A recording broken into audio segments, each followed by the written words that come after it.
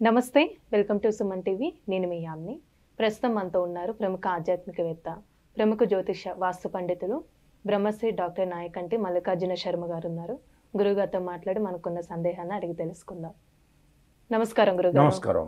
గురుగారి, ఈ జూలై నెలలో ఉండి తులారాశి వారికి ఏ విధంగా ఉంటుంది? వీరికి సంబంధించిన పరిహారం అంటే ఏంటండి అసలు? ఓం శ్రీ గురుభ్యో నమః.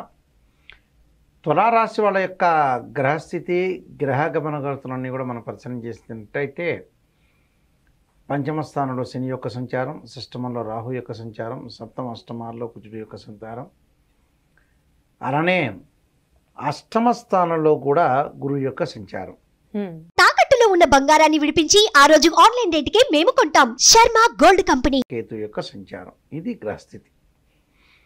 ఈ గ్రహస్థితిలో తులారాశి వాళ్ళకి వచ్చేటప్పటికల్లా ఏదైతే రాస్యాధిపతి కొంత బలమైన స్థానంలో ఉండటం వల్ల కొన్ని మంచి ఫలితాలు జరిగే అవకాశాలు ఎక్కువ ఉంటాయి. అంటే ఆర్థిక స్థితిగతి అనేది మెరుగుపడే అవకాశం ఖచ్చితంగా ఉంటుంది. అంటే దశమంలో ఉన్నాడు, అంటే రాస్యాధిపతి దశమంలో ఉండటం వల్ల కొన్ని ప్రత్యేకంగా వివాహాది శుభ కార్యక్రమాల్లో పాల్గొనే అవకాశాలు ఎక్కువ ఉంటాం. రాజయోగం కలిగే అవకాశం ఉంటుంది. ఆఫీస్ పరంగా స్థిరత్వము, అలానే ప్రస్తుత ఉద్యోగంలో కొన్ని మార్పులు సంభవించే అవకాశం ఉంటుంది. ఆర్థిక పరంగా అనుకూలంగా ఉంటుంది. కష్టపడే తత్వము, కొన్ని కఠిన పరీక్షలు ఉండే అవకాశాలు ఎక్కువగా ఉంటాం. అంటే కొన్ని విషయాల్లో మటుకు ఆర్థిక పరంగా అనుకూలంగా ఉండే అవకాశం ఉంటుంది. అంటే జీవిత భాగస్వామితో మటుకు కొంత జాగ్రత్త వివరించాలి.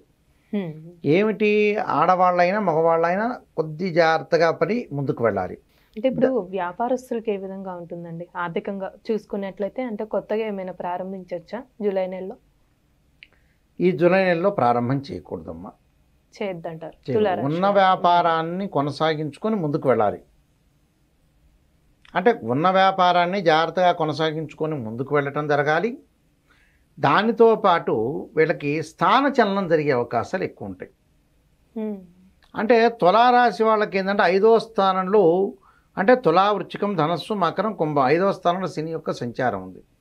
శని యొక్క సంచారం వల్ల మరి తిరోగమనంలో ఉంది కదా, అంటే వక్రగతిలో ఉండటం వల్ల వారికి ఏమవుతుందనంటే కొంత ఆర్థిక స్థితిగతులు మెరుగుపడినా ఆదాయం అనేది కొంత ఖర్చు అయ్యే అవకాశాలు ఎక్కువ ఉంటాయి.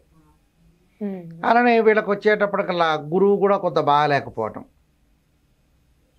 అంటే వక్రగతిలో ఉండటం వల్ల ఏం జరుగుతుంది అని అంటే ఆర్థిక పరంగా ఆదాయం వస్తున్నా డబ్బుల్లో కోత వచ్చే అవకాశాలు ఎక్కువ ఉంటాయి. అంటే ఆదాయం పెరుగుతున్నా కూడా కొంతమంది ఖర్చు అవుతుంటే ఆ ఖర్చు కూడా ఎలా అవుతుందో కూడా తెలియదు. అంటే ఖర్చులు ఎక్కువ ఉంటాయండి. ఖర్చులు ఎక్కువగా పెరిగే అవకాశాలు ఎక్కువ ఉంటాయి. సవాళ్ళు ఎదుర్కొనే అవకాశం ఉంటుంది.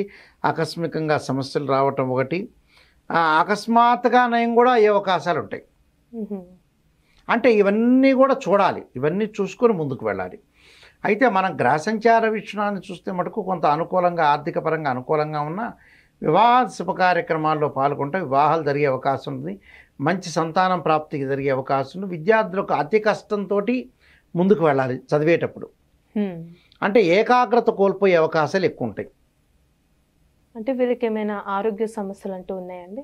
ఆరోగ్య సమస్యలు లేవు, కానీ రాశి వాళ్ళకు వచ్చేటప్పటికల్లా బట్టలు, బంగారు ఆభరణాలు, ఇల్లు కన్స్ట్రక్షన్లో అంటే డబ్బులు ఎసెట్స్ రూపంలో మారిపోతాయి. అంటే ఆదాయం బాగా పెరుగుతుంది కానీ ఏదో రూపంలో వెళ్ళిపోతూ ఉంటుంది డబ్బు. అంటే మంచి రూపంలోనే వెళ్తుంది. ఏదో బంగారు ఆభరణాలు కొలుతారు, ఇల్లు కొనుగోలు చేయటం, ఆస్తులు, ఇలాంటి పొలాలు ఇలాంటివన్నీ కూడా కొనుగోలు చేసే అవకాశాలు ఎక్కువగా ఉంటాయి. కాబట్టి అలాంటివన్నీ కూడా కొనుగోలు చేయటంలో తప్పేం లేదుగా. అవును. అంటే రాజీ పడరు వీళ్ళు, రాజీ పడకుండా జీవించే అవకాశాలు ఎక్కువ ఉంటాయి తులారాశి వాళ్ళకి. అంటే జూలై నెలలో కొన్ని మార్పులు అవుతాయి. గతం కంటే కూడా ఈ నెలలో మార్పులు జరిగే అవకాశాలు ఉంటాయి. కాబట్టి కొంత మెరుగైన ఫలితాలు వచ్చే ఛాన్స్ అనేది ఒకటి ఉంటుంది. అంటే ఛాన్స్ ఉంటుంది, రాజయోగం కలిగే అవకాశం ఉంటుంది. కొన్ని ఆకస్మికంగా సమస్యలు వెలువడతాయి, ఆ సమస్యలు వెంబటే వెళ్ళిపోతాయి. అంటే కార్మికులకి, కర్షకులకి, చిరు వ్యాపారులకి, బడా పారిశ్రామికవేత్తలందరికీ కూడా లాభాలు అయితే కలుగుతాయి. అలానే వీళ్ళకి ఏమైనా శుభకార్యాలు జరిగే అవకాశం ఉందా? శుభ కార్యక్రమాలు చేసే అవకాశం కొంచెం తక్కువగా ఉంటాయి. తక్కువ ఉందంట. అంటే శుభ కార్యక్రమం అంటే బయట వాళ్ళ విషయాల్లో పాల్గొనే అవకాశాలు ఉంటాయి, కానీ బట్ ఇంట్లో జరిగే అవకాశాలు తక్కువగా ఉంటాయి. అంటే వాళ్ళు ఏదైతే చేస్తున్నారో ఆ ఇంట్లో ఫలితాన్ని కొద్దిగా అంచనా వేయలేనట్టుగా ఉంటారు వాళ్ళు. అంటే మెరుగైన ఫలితాలు కొన్ని సాధించాలి, సాధించకపోతే కష్టం అవుతుంది వీళ్ళకి. అంటే ఇక్కడ ఏమేం గ్రహస్థితి బాగుంది అంటే ఈ రాశి వాళ్ళకి గురువు బాల,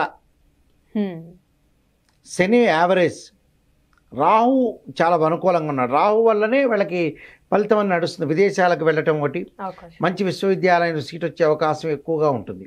ఈ రాశి వాళ్ళకు వచ్చి తులారాశి వాళ్ళకు వచ్చేటప్పటికల్లా దశమంలో రవి బుధ శుక్రుల యొక్క కలయిక, కొంత మెరుగైన ఫలితాలు వచ్చే అవకాశం ఉంటుంది. స్థానం చలనం జరిగే అవకాశం ఉంది. అంటే టోటల్గా వీళ్ళు ఏమిటి జులైలో అని వాట్ ఈజ్ వాట్ అంటే